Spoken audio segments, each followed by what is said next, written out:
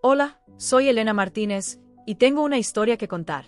Una historia sobre familia, traición, y cómo a veces el karma llega exactamente cuando debe llegar. Tengo 35 años, soy contadora pública, y hasta hace poco, creía que la familia era lo más importante en la vida. Qué equivocada estaba. Todo comenzó cuando conocí a David en una conferencia de negocios en Barcelona. Era arquitecto.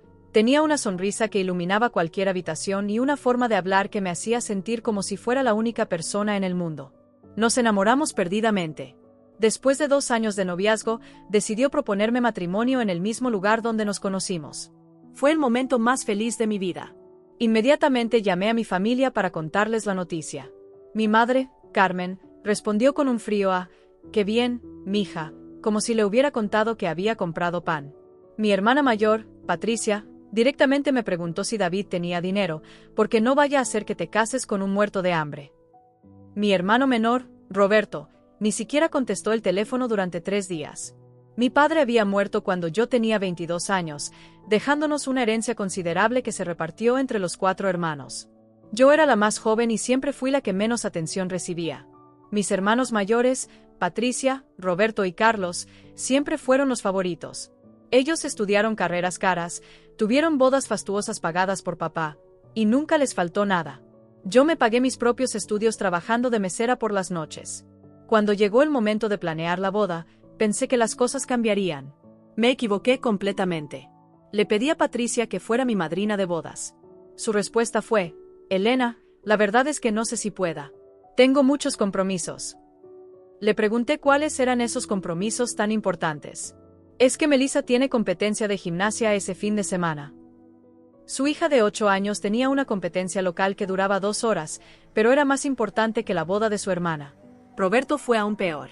Cuando le pedí que fuera mi padrino, me dijo: «Hermana, no sé si vale la pena gastar tanto dinero en una boda. Mejor ahórrate esa plata para el divorcio que viene después». Se rió como si hubiera dicho algo muy gracioso. Le expliqué que David y yo habíamos decidido hacer una ceremonia sencilla, íntima, con solo familia cercana y algunos amigos.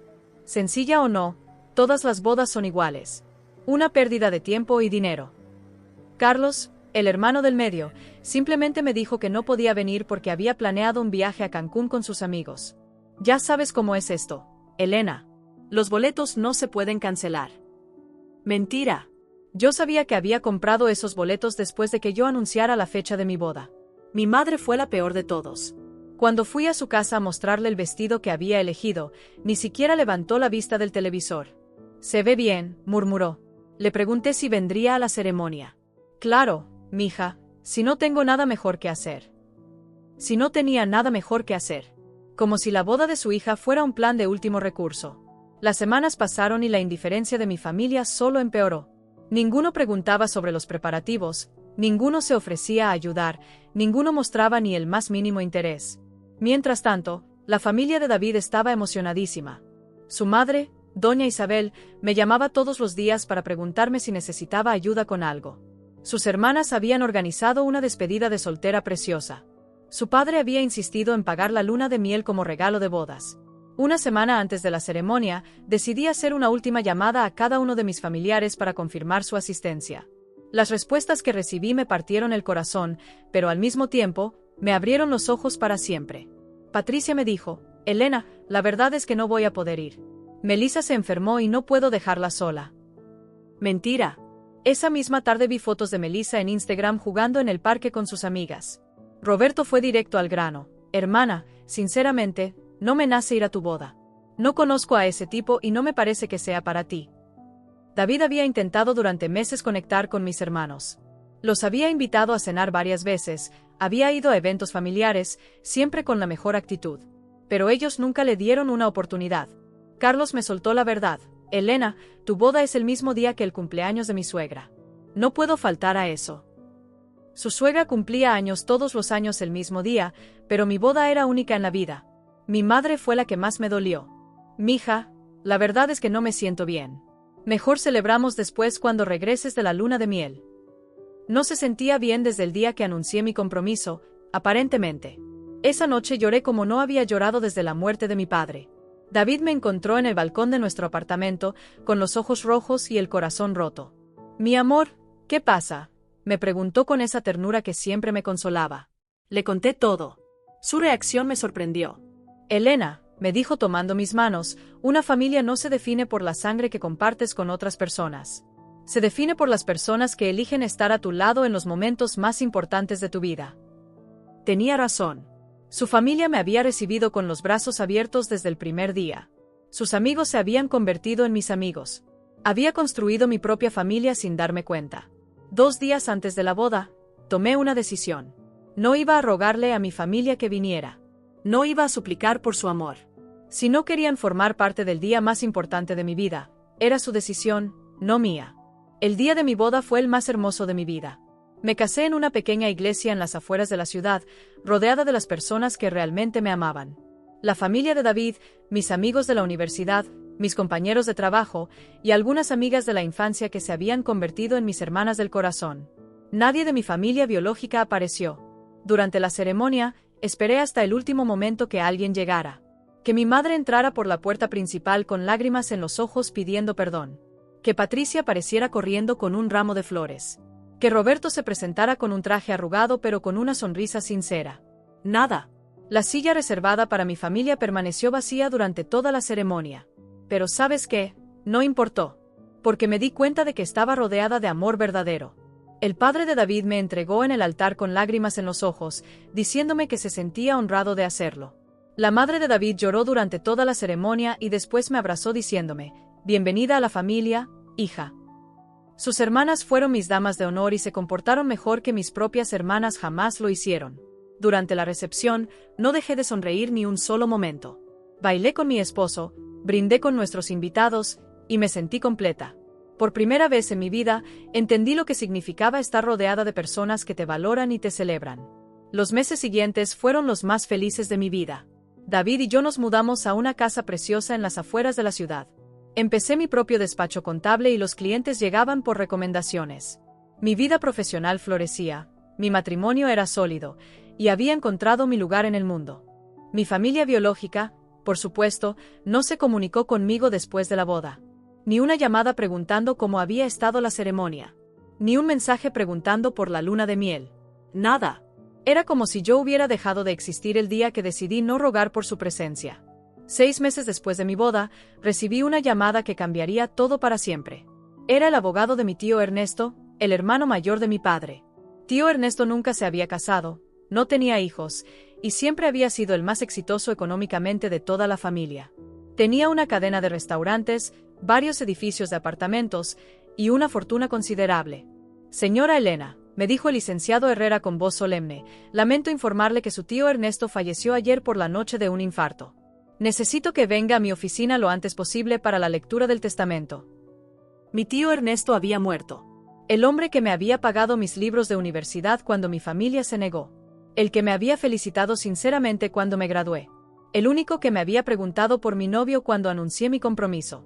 El único que había lamentado no poder asistir a mi boda porque estaba hospitalizado con problemas cardíacos. Llegué a la oficina del abogado con el corazón encogido. No por la herencia que pudiera tocarme, sino por la pérdida de la única persona de mi familia que realmente se había preocupado por mí. Para mi sorpresa, toda mi familia estaba ahí. Patricia llegó con su esposo, Roberto con su novia, Carlos con su esposa, y mi madre con su mejor vestido negro. Ninguno me saludó cuando entré. Patricia murmuró un hola sin mirarme a los ojos. Roberto fingió que no me había visto. Carlos revisaba su teléfono como si fuera lo más interesante del mundo. Mi madre me miró por encima de sus anteojos y asintió secamente. El licenciado Herrera comenzó la lectura del testamento. Mi tío Ernesto había sido muy específico en sus deseos.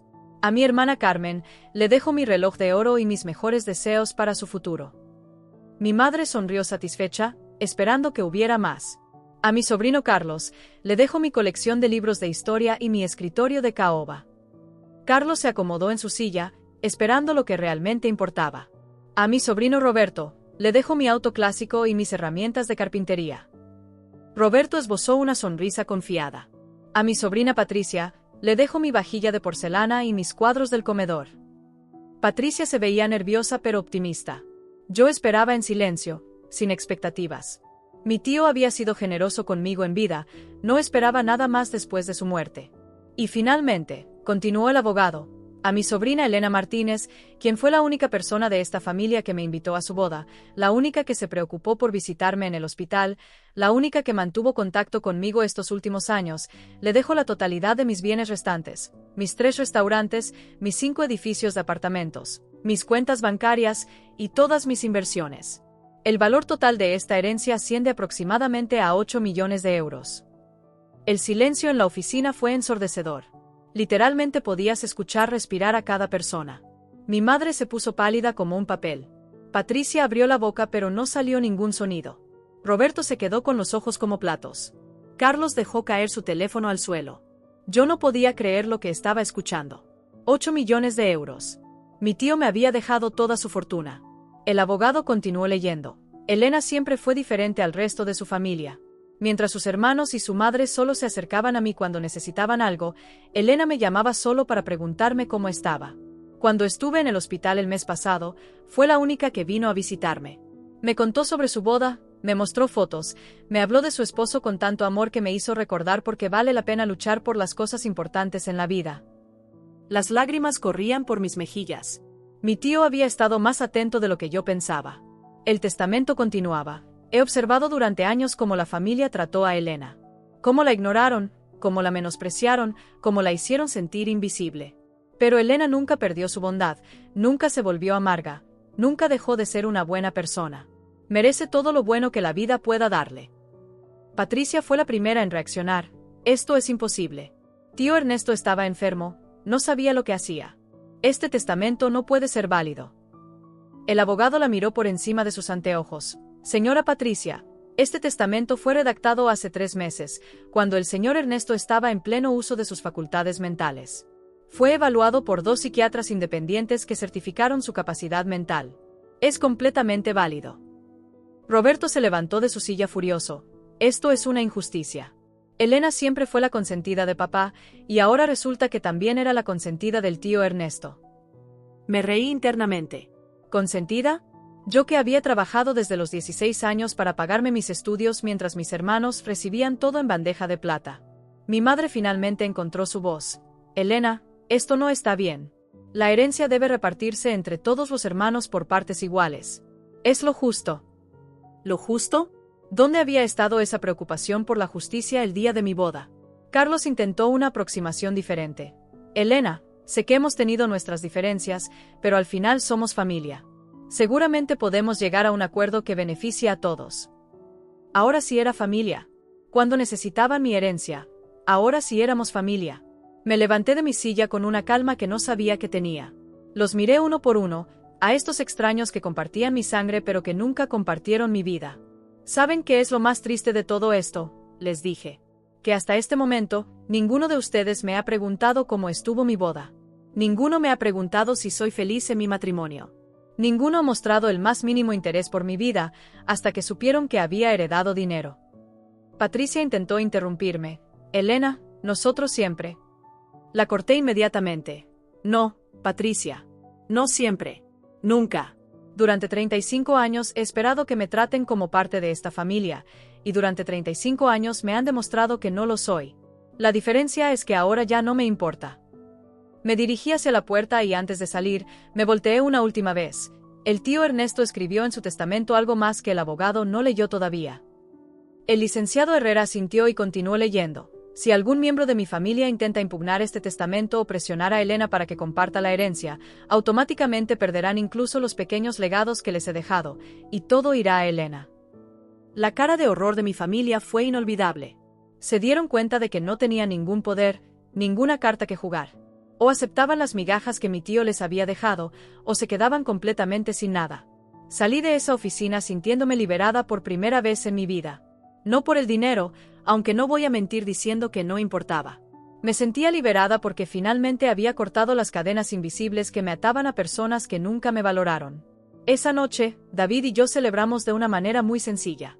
Cenamos en casa. Brindamos con una botella de vino que habíamos guardado de nuestra luna de miel, y hablamos sobre nuestros sueños. Con esta herencia, podríamos viajar, podríamos ayudar a otras personas, podríamos construir algo hermoso juntos. Los días siguientes fueron un desfile de llamadas y mensajes de mi familia. Patricia me escribió un texto larguísimo explicando que había estado muy estresada últimamente y que por eso no había podido ir a mi boda. Roberto me llamó 3 veces al día durante una semana, contándome chistes malos y preguntándome cómo estaba, como si fuéramos los mejores amigos del mundo. Carlos apareció en mi oficina con un ramo de flores, disculpándose por haber sido un poco distante últimamente. Mi madre fue la más patética de todos. Llegó a mi casa una tarde con lágrimas en los ojos, diciéndome que había cometido el error más grande de su vida al perderse mi boda. Mija, yo estaba enferma, no sabía lo que hacía. Tú sabes cómo te amo. Después de 35 años de recibir migajas de amor, ahora me amaba perdidamente. A todos les dije lo mismo. Aprecio que se hayan comunicado conmigo, pero las relaciones no funcionan así. No pueden ignorarme durante meses y luego aparecer cuando les conviene. Les expliqué que estaba abierta a reconstruir nuestra relación familiar, pero que tenía que ser un proceso real, no una actuación motivada por el dinero. Ninguno de ellos estaba dispuesto a hacer ese trabajo real. Querían que todo volviera a ser como antes, con la diferencia de que ahora yo tenía dinero que ellos querían. Cuando se dieron cuenta de que no iba a regalar mi herencia, las llamadas y mensajes se volvieron menos frecuentes, hasta que finalmente pararon por completo. Decidí usar parte de la herencia para algo que mi tío habría aprobado. Abrí una fundación para ayudar a jóvenes de familias disfuncionales a pagar sus estudios universitarios. La llamé Fundación Ernesto Martínez, en honor a mi tío. Cada beca que otorgamos lleva una pequeña nota, para aquellos que han tenido que construir su propia familia. También expandí mi despacho contable y ahora empleo a 12 personas. Ofrezco servicios gratuitos a mujeres emprendedoras que están empezando sus negocios. David abrió su propio estudio de arquitectura, especializado en diseñar espacios comunitarios para barrios de bajos recursos. Un año después de heredar la fortuna de mi tío, recibí una llamada inesperada. Era Patricia. Su voz sonaba diferente, más cansada, más real. Elena, sé que no tengo derecho a pedirte nada, pero necesito hablar contigo. Me contó que su esposo la había dejado, que había perdido su trabajo y que estaba luchando por mantener a sus hijas solas. Por un momento, mi instinto fue ayudarla inmediatamente. Después de todo, era mi hermana. Pero luego recordé todas las veces que yo había necesitado ayuda y ella no había estado ahí. Le dije que lamentaba su situación, pero que no podía ayudarla económicamente. Sin embargo, le ofrecí algo diferente. Si realmente quieres reconstruir nuestra relación, empecemos poco a poco. Sin dinero de por medio. Solo como hermanas. Patricia colgó el teléfono. Aparentemente, una relación sin beneficios económicos no le interesaba. Roberto también intentó acercarse meses después. Su negocio había quebrado y necesitaba un préstamo grande. Cuando le dije que no, me gritó por teléfono llamándome egoísta y diciéndome que nuestro padre se estaría revolcando en su tumba si supiera cómo me había vuelto. Le respondí con calma. Roberto, papá se estaría revolcando en su tumba si supiera que ninguno de ustedes fue a la boda de su hija menor. Carlos fue el único que nunca pidió dinero directamente. En cambio, empezó a invitarme a reuniones familiares que organizaba su esposa. Comidas dominicales donde toda la conversación giraba en torno a lo difíciles que estaban las cosas económicamente para todos. Dejé de ir después del tercer domingo. Mi madre fue la más insistente. Durante 2 años me llamó cada pocas semanas con diferentes emergencias médicas, problemas con la casa, o simplemente diciendo que me extrañaba. Un día me armé de valor y le dije, «Mamá, ¿tú realmente me extrañas, o extrañas la idea de tener una hija que puede resolver tus problemas económicos?» Se quedó callada durante tanto tiempo que pensé que había colgado. Finalmente murmuró, «Eres muy cruel, Elena», y cortó la llamada. Cruel. Después de años de indiferencia hacia mí, ahora yo era cruel por no financiar sus vidas. Pero ¿sabes qué es lo más hermoso de toda esta historia? Durante estos 3 años desde mi boda, he construido la familia más amorosa que hubiera podido imaginar. La familia de David me adoptó completamente. Su madre me llama todos los domingos para contarme sobre su semana. Sus hermanas y yo nos vamos de viaje juntas 2 veces al año. Su padre me pide consejos sobre sus inversiones y me trata como si fuera su propia hija. Mis amigos se convirtieron en mis hermanos elegidos. Cada cumpleaños, cada aniversario, cada logro profesional, están ahí para celebrar conmigo. Cuando tuve una pequeña cirugía el año pasado, mi casa se llenó de flores, comida casera y personas que se turnaron para cuidarme. Mi familia biológica ni siquiera sabía que había estado en el hospital. David y yo decidimos no tener hijos propios, pero nos convertimos en los tíos favoritos de todos los niños en nuestro círculo social. Tenemos 5 ahijados y cada uno de ellos sabe que puede contar con nosotros para cualquier cosa. Estamos creando el tipo de familia que yo siempre quise tener, una donde el amor no tiene condiciones, donde el apoyo es genuino, y donde cada persona se siente valorada por quien es, no por lo que puede ofrecer. El año pasado, en el aniversario de nuestra boda, David me sorprendió con una renovación de votos. Esta vez fue una celebración grande, con más de 100 invitados. Amigos de la infancia, compañeros de trabajo, la familia política que me ama incondicionalmente, e incluso algunos de los jóvenes que han recibido becas de nuestra fundación. Fue la fiesta más hermosa de mi vida. Mientras bailaba con mi esposo esa noche, rodeada de todas las personas que realmente importan en mi vida, no pude evitar pensar en mi familia biológica. No con tristeza o rencor, sino con una especie de gratitud extraña. Su rechazo me obligó a buscar amor real en otros lugares. Su indiferencia me enseñó a valorar a las personas que me aprecian genuinamente. Su abandono me llevó a construir una familia basada en elección mutua y amor verdadero. Hace unas semanas recibí una invitación por correo. Carlos se casaba por segunda vez y, aparentemente, había decidido invitarme a su boda. La invitación era elegante, cara, y venía con una nota manuscrita. Elena, sé que hemos tenido nuestras diferencias, pero me encantaría que estuvieras presente en el día más importante de mi vida. Al final, la familia es lo más importante que tenemos. La ironía no se me pasó por alto. Ahora que yo tenía dinero, mi presencia era importante para él. Ahora mi familia recordaba que la familia es lo más importante. Guardé la invitación en un cajón y seguí con mi vida. El día de la boda de Carlos, David y yo fuimos a un spa. Nos dimos masajes, comimos fresas con champagne y nos reímos recordando nuestra propia boda. Esa noche, mientras cenábamos en nuestro restaurante favorito, reflexioné sobre todo lo que había aprendido. Aprendí que la familia real no tiene nada que ver con la genética. Tiene que ver con las personas que eligen amarte en tus peores momentos y celebrarte en los mejores. Aprendí que el amor no se puede comprar, pero tampoco se puede forzar. Aprendí que a veces, la mayor bendición es que las personas equivocadas salgan de tu vida para hacer espacio a las personas correctas. Aprendí que el dinero no cambia a las personas. Solo revela quiénes realmente son. Mi familia siempre fue interesada, yo simplemente nunca había tenido nada que les interesara antes. Y aprendí que el karma no siempre llega como esperamos. No llegó castigando a mi familia por su crueldad. Llegó recompensándome por mi perseverancia, por mantener mi corazón abierto a pesar del dolor, por construir algo hermoso a partir de las cenizas de lo que pensé que era mi familia. Hoy, 4 años después de mi boda, puedo decir honestamente que soy completamente feliz. No porque tenga dinero, aunque admito que la seguridad financiera es una bendición. Soy feliz porque finalmente entiendo lo que significa ser amada incondicionalmente. Soy feliz porque he aprendido a amar sin expectativas. Soy feliz porque he construido una vida llena de propósito, rodeada de personas que me eligen todos los días. Mi consejo para cualquier persona que esté pasando por algo similar es este: no pierdas tiempo esperando que las personas cambien. Si alguien te muestra repetidamente que no te valora, créele. No malgastes tu energía tratando de ganar el amor de personas que no están dispuestas a dártelo. En cambio, invierte esa energía en las personas que ya te aman, y mantén tu corazón abierto para las nuevas personas que lleguen a tu vida. La familia que construyes es tan válida, tan real, tan importante como la familia en la que naces. A veces, es incluso más fuerte porque está basada en elección mutua y amor genuino, no en obligación o conveniencia. Y si algún día recibes una herencia inesperada, recuerda que el dinero es solo una herramienta.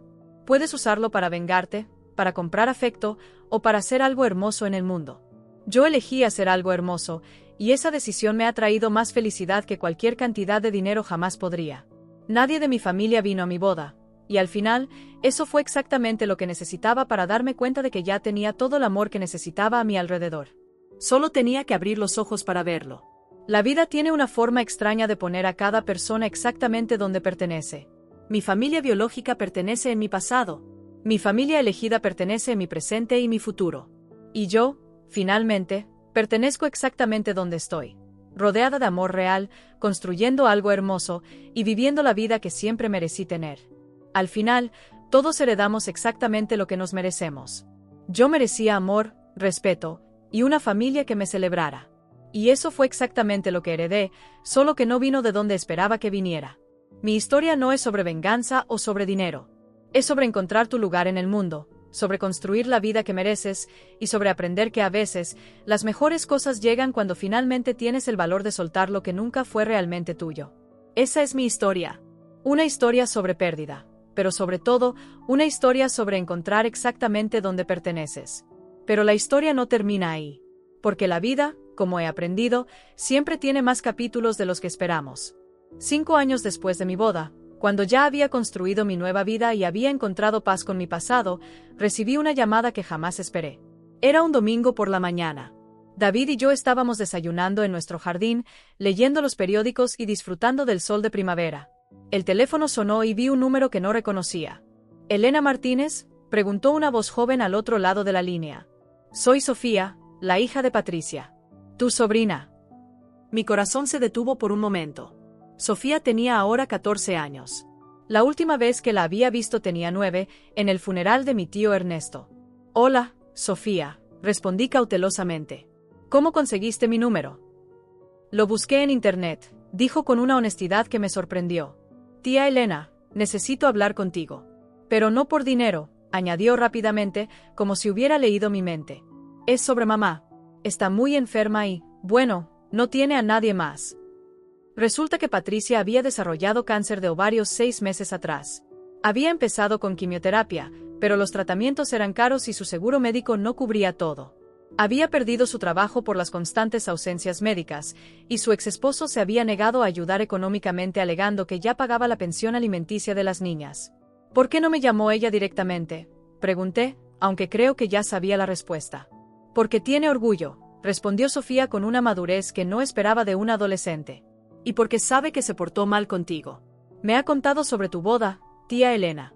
Me dijo que fue el peor error de su vida no haber ido.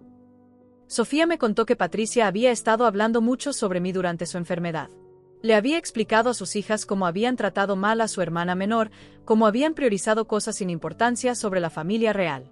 Mamá dice que tú eras la única buena de todos nosotros, y que ella fue demasiado estúpida para darse cuenta, me dijo Sofía con lágrimas en la voz.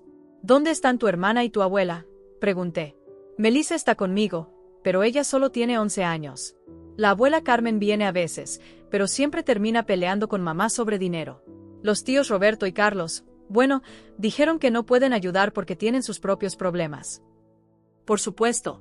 Mis hermanos habían desaparecido cuando Patricia realmente necesitaba apoyo familiar, igual que habían hecho conmigo tantas veces. Le dije a Sofía que necesitaba pensarlo y que la llamaría en unos días. Después de colgar, David me miró con esa expresión comprensiva que tan bien conocía. ¿Qué vas a hacer?, me preguntó.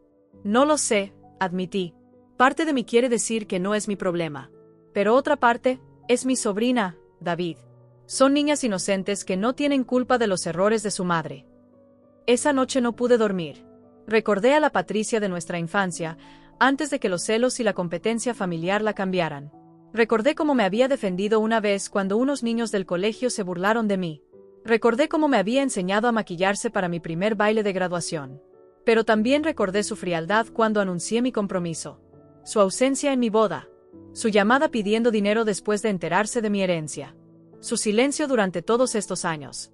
3 días después, llamé a Sofía. Quiero ver a tu madre, le dije. Pero necesito que entiendas algo. No estoy prometiendo nada. Solo voy a visitarla. El hospital donde estaba Patricia era pequeño y sobrio. Nada que ver con las clínicas privadas donde solíamos ir cuando éramos niñas.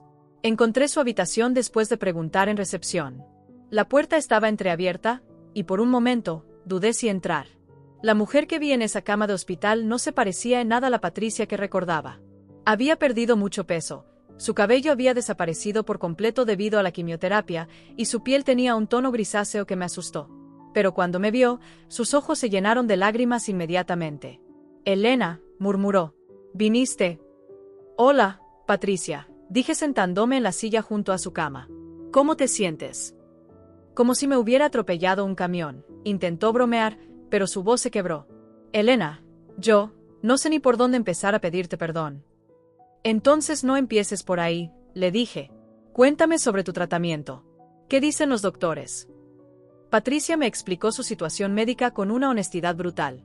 El cáncer estaba avanzado, pero había posibilidades de remisión si podía costear un tratamiento experimental.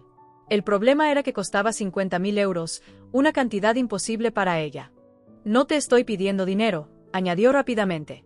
Sofía me dijo que había hablado contigo, y le expliqué que no tenía derecho a esperar nada de ti. Solo, me alegra verte.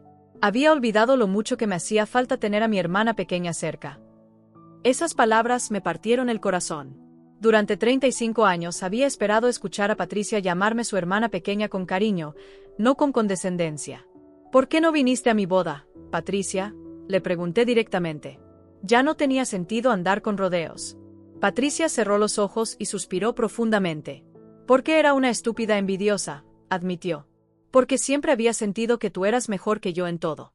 Más inteligente, más independiente, más fuerte. Cuando anunciaste tu boda, y vi lo feliz que eras, y conocí a David y me di cuenta de lo perfecto que era para ti, no pude soportarlo. ¿Envidia?, pregunté incrédula. Patricia, tú siempre fuiste la favorita de mamá. Tú tuviste la boda de ensueño que papá te pagó. Tú tuviste todo lo que yo soñé tener. Pero tú nunca necesitaste nada de eso para ser feliz, respondió con voz temblorosa. Tú te las arreglaste sola, te hiciste exitosa por tu propio mérito, encontraste un amor verdadero. Yo tuve una boda cara con un hombre que me dejó 5 años después.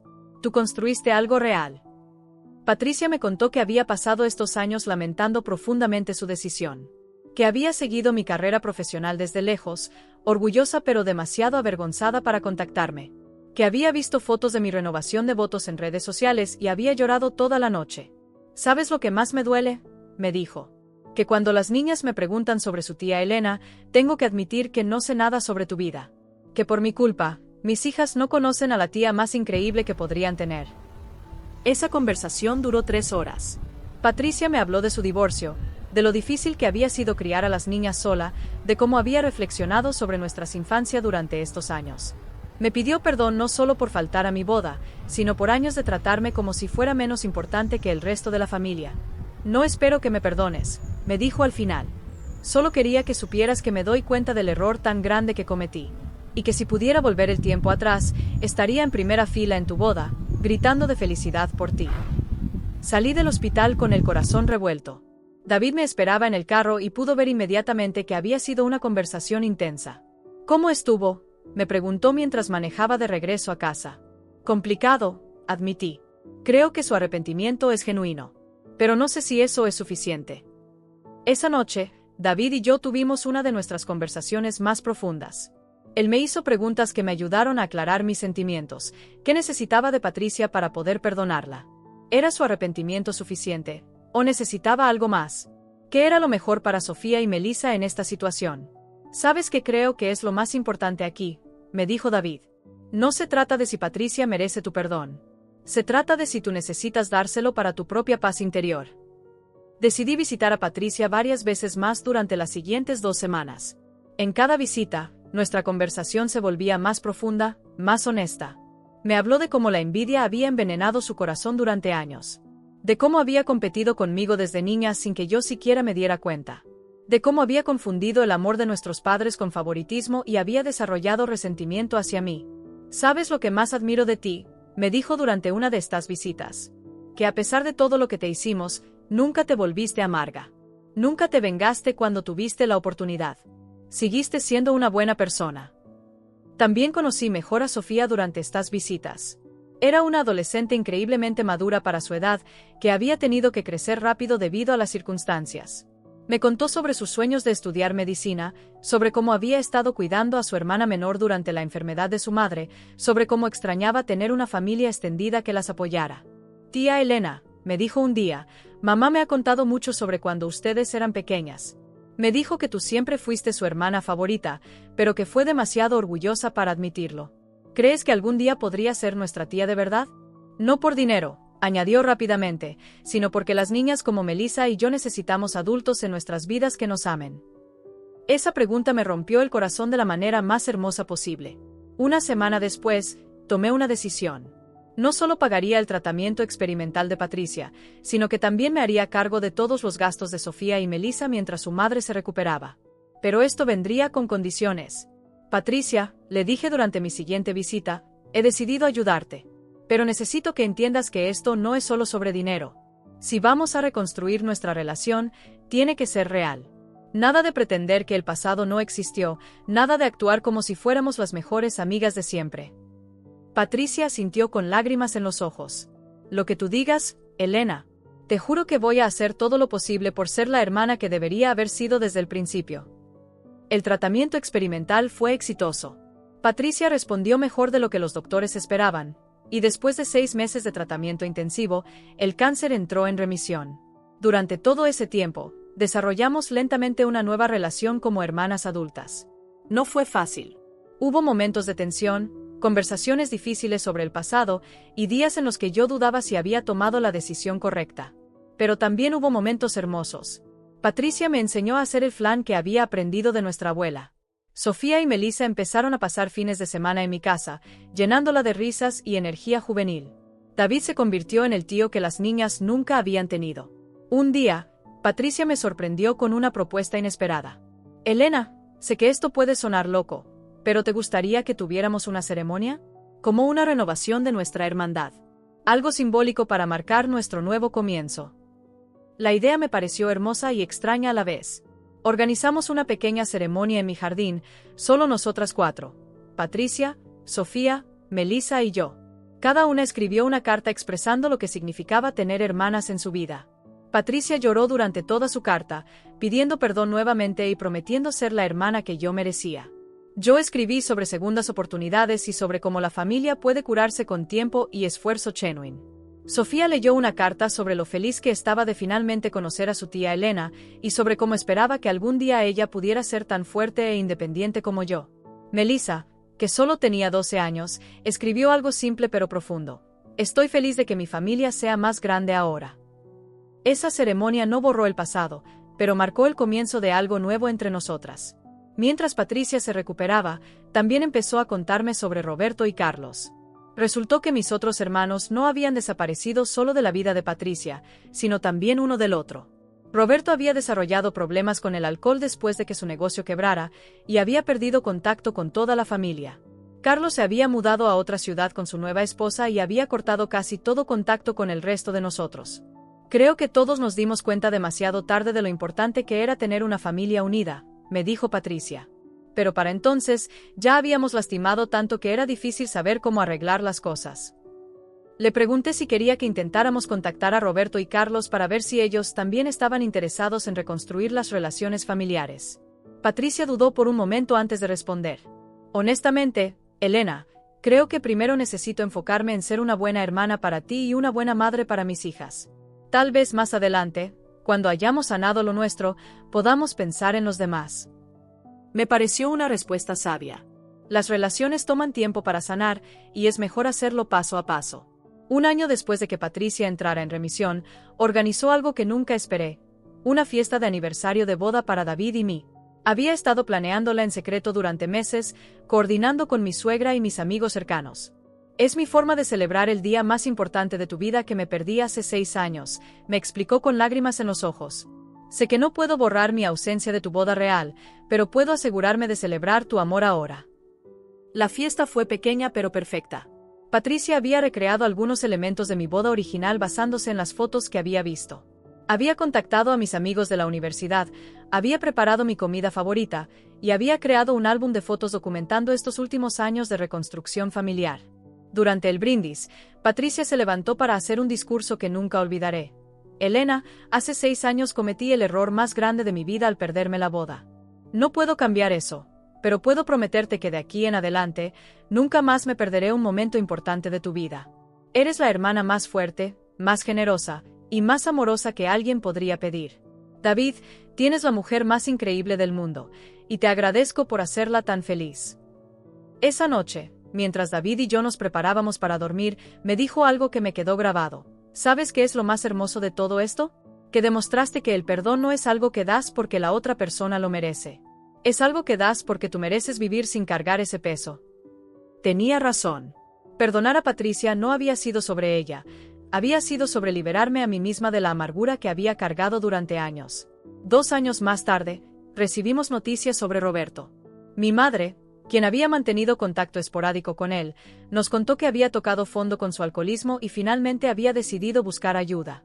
Había entrado a un programa de rehabilitación y había empezado terapia psicológica.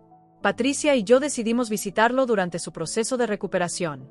Lo encontramos en un centro de rehabilitación a las afueras de la ciudad, participando en terapia grupal y trabajando en un jardín comunitario como parte de su proceso de sanación. Roberto se veía diferente. Más delgado, más frágil, pero también más presente de lo que lo había visto en años. Cuando nos vio llegar, se echó a llorar inmediatamente. Patricia, Elena, nos dijo abrazándonos fuertemente. No puedo creer que hayan venido. Después de todo lo que hice. Roberto nos contó sobre cómo había llegado al alcoholismo. Su negocio había quebrado no solo por la economía, sino porque había estado tomando decisiones irresponsables bajo la influencia del alcohol. Su novia lo había dejado, había perdido su apartamento y había pasado varios meses viviendo en su carro. ¿Sabes cuándo me di cuenta de que tenía que cambiar?, nos dijo. Cuando me desperté un día en el hospital después de un accidente y me di cuenta de que no tenía a nadie a quien llamar. Había alejado a toda mi familia, a todos mis amigos. Estaba completamente solo. Roberto había empezado a recordar momentos específicos de nuestra infancia durante su terapia. Me pidió perdón por no haber ido a mi boda y también por años de tratarme con condescendencia y falta de respeto. Elena, siempre fuiste la más inteligente de todos nosotros, pero yo estaba demasiado lleno de orgullo para admitirlo. Te trataba mal porque me hacía sentir inseguro sobre mis propios logros. Su honestidad era diferente a la de Patricia. Más cruda, más directa, pero también más desesperada. Roberto había perdido más que el resto de nosotros, y había tenido que enfrentar las consecuencias de sus acciones de una manera más brutal. No estoy pidiendo que me perdonen inmediatamente, nos dijo. Solo quiero que sepan que estoy trabajando para ser una mejor persona. Y si algún día ustedes deciden darme otra oportunidad, voy a hacer todo lo posible por no decepcionarlas de nuevo. Patricia y yo intercambiamos miradas. Habíamos aprendido que la reconciliación era posible, pero también que requería trabajo constante y honestidad continua. Roberto, le dijo Patricia, Elena y yo hemos estado reconstruyendo nuestra relación durante los últimos años. Ha sido difícil, pero ha valido la pena. Si realmente estás comprometido con cambiar, nosotras estamos dispuestas a intentarlo contigo también. Empezamos a visitar a Roberto regularmente durante su proceso de recuperación. Era diferente a las visitas con Patricia en el hospital. Roberto estaba trabajando activamente en sus problemas, asistiendo a terapia, participando en grupos de apoyo y siendo brutalmente honesto sobre sus errores pasados. Durante una de nuestras visitas, Roberto me hizo una pregunta que me sorprendió. Elena, ¿tú crees que papá estaría orgulloso de cómo resultamos como familia? Era una pregunta difícil de responder. Nuestro padre había sido un buen hombre, pero también había sido parte del problema al crear diferencias entre nosotros como hijos. Había favorecido a los mayores y había sido menos atento conmigo como la menor. Creo que papá estaría orgulloso de que estemos intentando sanar nuestras relaciones, respondí finalmente. Creo que le dolería saber todo lo que pasamos, pero se alegraría de vernos aquí, trabajando para ser mejores hermanos. Roberto asintió pensativo. En terapia he estado hablando mucho sobre cómo la forma en que nos criaron afectó nuestras relaciones como hermanos. No es una excusa para nuestro comportamiento, pero sí es una explicación. Papá y mamá nos pusieron en competencia desde pequeños, y nunca aprendimos a ser un equipo. Esa observación me hizo reflexionar mucho. Era cierto que nuestros padres habían creado dinámicas competitivas entre nosotros en lugar de fomentar el apoyo mutuo. Pero como adultos, habíamos tenido la oportunidad de cambiar esos patrones, y la mayoría de nosotros había elegido no hacerlo hasta que las consecuencias se volvieron insoportables. Cuando Roberto salió del programa de rehabilitación 6 meses después, Patricia y yo fuimos a recogerlo. Había conseguido un trabajo en una carpintería, tenía un pequeño apartamento, y estaba asistiendo a reuniones de alcohólicos anónimos regularmente. No voy a mentirles, nos dijo mientras manejábamos hacia su nuevo hogar. Esto va a ser difícil todos los días. Pero por primera vez en años, tengo esperanza de que puedo construir una vida diferente. Decidimos que Roberto se uniera a nuestras reuniones familiares regulares. Cada 2 domingos, nos reuníamos en mi casa o en la de Patricia para almorzar y ponernos al día. Sofía y Melissa habían recibido con los brazos abiertos a su tío Roberto, especialmente después de que él les hiciera un hermoso tocador de madera para su habitación. Roberto también empezó a participar en la fundación que yo había creado. Su experiencia tocando fondo lo había hecho especialmente sensible a los jóvenes que venían de situaciones familiares complicadas. Empezó como voluntario, ayudando con trabajo de carpintería y mantenimiento, pero gradualmente se convirtió en una especie de mentor para algunos de nuestros becarios. Es extraño, me dijo un día mientras trabajábamos juntos organizando un evento de recaudación de fondos. Durante años pensé que había perdido todo. Pero ahora me doy cuenta de que tuve que perderlo todo para poder encontrar lo que realmente importaba. Esa filosofía de Roberto me recordó a mi propia experiencia. Yo también había tenido que perder a mi familia original para poder construir la familia que realmente necesitaba. 3 años después de la reconciliación con Roberto, finalmente decidimos intentar contactar a Carlos. Era el único hermano con quien ninguno de nosotros tenía comunicación regular. Sabíamos que se había mudado a Valencia con su nueva esposa y que tenía un bebé, pero eso era todo. Patricia logró conseguir su número de teléfono a través de un conocido mutuo. La llamada fue incómoda desde el principio. Carlos se sorprendió de escuchar de nosotros, y su primera reacción fue defensiva. ¿Qué quieren?, preguntó suspicazmente. ¿Alguien necesita dinero otra vez? Patricia le explicó que habíamos estado reconstruyendo nuestras relaciones familiares, que Roberto estaba en recuperación, y que nos gustaría saber si él estaría interesado en reconectarse con nosotros. Miren, respondió Carlos, yo tengo mi propia familia ahora. Mi esposa, mi hijo, mi vida aquí. No necesito el drama de nuestra familia disfuncional. Le preguntamos si al menos estaría dispuesto a que nos conociéramos su familia, sin presión de comprometerse a nada más. Su respuesta fue clara. No. Ustedes tuvieron su oportunidad de ser una familia de verdad, y todos la desperdiciamos. Yo seguí adelante, y ustedes deberían hacer lo mismo. Esa llamada nos dolió a todos, pero también nos enseñó algo importante.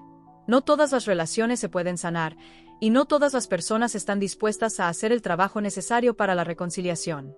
¿Saben qué?, dijo Roberto después de que le contáramos sobre la conversación con Carlos. Tal vez Carlos tiene razón en parte. Tal vez él necesita mantener esa distancia para proteger su nueva familia. No todos tienen que elegir el mismo camino de sanación que nosotros elegimos. Esa perspectiva me ayudó a encontrar paz con la decisión de Carlos. No todos los finales son felices, y no todas las familias pueden ser reparadas.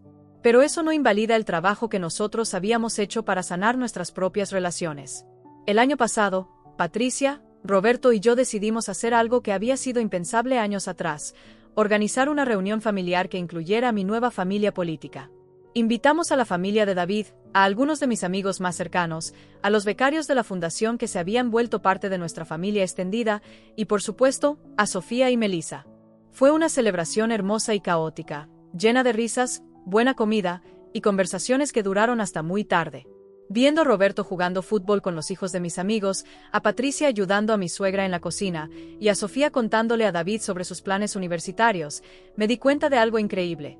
Habíamos logrado crear la familia que siempre habíamos necesitado, solo que había tomado décadas y mucho trabajo emocional lograrlo. Durante esa reunión, Patricia se acercó a mí y me dijo: «Elena, ¿te das cuenta de que esta es la familia que podríamos haber tenido siempre si hubiéramos sido más inteligentes cuando éramos jóvenes?» Tal vez, le respondí, pero tal vez también necesitábamos pasar por todo lo que pasamos para poder valorar lo que tenemos ahora. Hoy, 8 años después de mi boda original, puedo decir que mi familia es exactamente como siempre soñé que fuera. No es perfecta, todavía tenemos nuestros momentos difíciles y nuestras diferencias. Pero está basada en elección mutua, respeto y amor genuino. Incluye a las personas que me amaban desde el principio, a las personas que aprendieron a amarme después, y a las personas que eligieron darme una segunda oportunidad cuando yo decidí dársela a ellas. Roberto lleva 4 años sobrio y se ha convertido en uno de mis mejores amigos. Patricia está completamente libre de cáncer y ha vuelto a trabajar como maestra, algo que siempre quiso hacer pero que había abandonado por la presión social. Sofía está en su primer año de medicina, becada por nuestra fundación, y Melissa está en secundaria, brillante y llena de sueños. Mi madre, curiosamente, nunca se ha disculpado directamente por su ausencia en mi boda, pero ha empezado a hacer pequeños esfuerzos para conectar conmigo. Viene a algunas de nuestras reuniones familiares, siempre trae algo de comida, y ha empezado a preguntarme sobre mi trabajo y mi matrimonio. No es la relación madre-hija que siempre quise, pero es algo, y a veces algo es suficiente. David y yo celebramos nuestro 8º aniversario de boda el mes pasado. Esta vez, toda mi familia estuvo presente, no por obligación o por culpa, sino porque genuinamente querían celebrar nuestro amor. Patricia organizó una pequeña fiesta sorpresa. Roberto construyó una hermosa pérgola en nuestro jardín para la ocasión, y Sofía y Melissa escribieron un poema sobre el amor verdadero que nos leyeron durante la cena. Mientras bailaba con David esa noche, rodeada de todas las personas que amo, recordé a la mujer que era hace 8 años, llorando porque su familia no había venido a su boda. Esa mujer no podría haber imaginado que su historia tendría este final. Que el rechazo que tanto le dolió sería el catalizador para construir algo mucho más hermoso de lo que jamás había soñado. Mi consejo final, para cualquiera que esté pasando por algo similar, es este. Nunca subestimes el poder de las segundas oportunidades, pero también nunca subestimes tu propio valor. No tienes que aceptar migajas de amor de nadie, ni siquiera de tu familia biológica. Pero si alguien está genuinamente dispuesto a hacer el trabajo necesario para cambiar, y si tú sientes que quieres darle esa oportunidad, puede llevar a algo hermoso. La familia es complicada, el perdón es complicado, y el amor es complicado. Pero también son las cosas más poderosas y transformadoras que tenemos como seres humanos. Mi familia no vino a mi boda, pero al final, eso fue exactamente lo que necesitaba para encontrar mi verdadero hogar en el mundo. Y sí, heredaron exactamente lo que se merecían. Solo que resultó ser mucho más de lo que cualquiera de nosotros había imaginado.